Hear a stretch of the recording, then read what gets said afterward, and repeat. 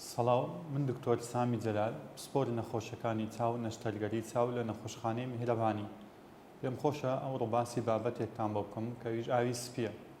ئاوی سپی بریتە لە گۆڕانکاری لە هاوێنەی چاو کە ڕەنگەکی ڕوونی هەیە دەبێتە ڕەنگی زەرد یان سپی. هۆکارەکەی زیاترین باوترین هۆکاری ئاوی سپی هەڵکشانی تەمەنە. لەگەڵ زیادبوونی تەمەن ئاوی سپی دروست دەبێت. هەندێک هۆکاری دیکەش هەیە وەکو نەخۆشی شەکرە، ئەوانەی نەخۆشی شەکریان هەیە زووتر تووشی ئاوی سپی دەبن لەگەڵ بەکارهێنانی دەرمان وەکو دەرمانی ستیرۆید چ بە قەترە چ بە حەبیان دەرزی بێ، یانیش زەبری دەرەکی بەرچاو بکەوێ یان هەوکردنی چاوی بۆ درێژخایەن دەبتە ئاوی سپی. ئەو کەسەوا دەکات دیتنەکەی لێڵ بێ یان تەم بێ یان دیتنەی دوور و نێزگی زەعیف دەبێت.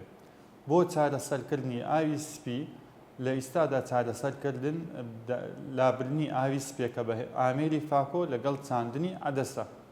سوپاس.